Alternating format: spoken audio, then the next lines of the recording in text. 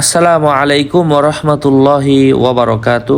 সম্মানিত দিনী ভাইয়েরা ও দিনী বোনেরা, আজকে আমরা আলোচনা করব পঞ্চম রোজার দিন যে দোয়া পাঠ করলে আল্লাহ পাক সন্তুষ্ট হয়, আল্লাহ পাকের পক্ষ থেকে সাহায্য আসে, আল্লাহ পাক আপনাকে আমাকে সৎ ও অনুগত বান্দাদের কাতারে একত্রিত করবেন, আল্লাহ পাকের নৈকট্য লাভ করবেন। যখন আল্লাহর নৈকট্য আসবে, আল্লাহ পাক আপনার উপর দয়া করবেন, আপনার সব কিছু আল্লাহ সহজ করে দেবেন ইনশাআল্লাহ।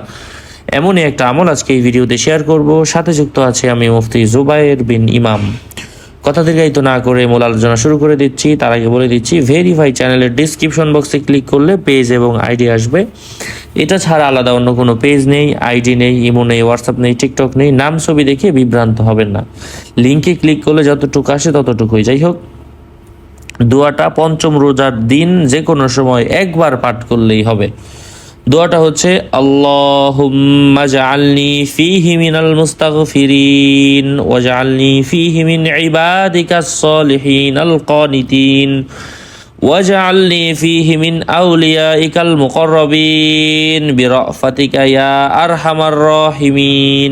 অনেক চমৎকার দোয়া, মাধুর্যপূর্ণ দোয়া। আমি আবার ভেঙে ভেঙে বলছি, আল্লাহুম্মা আলনি ফীহি মিনাল মুস্তাগফিরিন ওয়াজআলনি ফীহি মিন ইবাদিকাস সলিহিনাল গলার মধ্যখান থেকে কানিতিন ওয়াজআলনি ফীহি মিন আউলিয়াইকাল কফ মধ্যখান থেকে মুকাররাবিন ফাতিকা হামজা ফাতিকা ইয়া আরহামার রাহিমিন। এখন অর্থ হচ্ছে, হে আল্লাহ, এই দিনে আমাকে তুমি ক্ষমা করো, প্রার্থনাকারীদের অন্তর্ভুক্ত করো, আমাকে শামিল করো তোমার সৎ ও অনুগত বান্দাদের কাতারে। হে আল্লাহ, মেহেরবানি করে আমাকে তোমার নৈকট্য লাভকারী বন্ধু হিসাবে গ্রহণ করো। হে দয়াবানদের মধ্যে শ্রেষ্ঠ দয়াবান। আল্লাহ পাক আমাদেরকে বেশি বেশি ইয়াকিনের সাথে, ইখলাসের সাথে আমল করার তৌফিক ফরমান। আরও আপডেট পেতে সাথেই থাকবেন।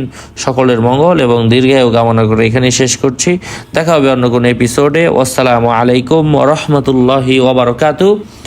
আর এমনভাবে 30 রোজার 30টা দোয়া প্রত্যেক দিন মাগরিবের নামাজের পরে 6টা 25 মিনিটে পাবলিক করা হবে। পরবর্তী ভিডিওতে আবারও আপডেট পাবেন ইনশাআল্লাহ।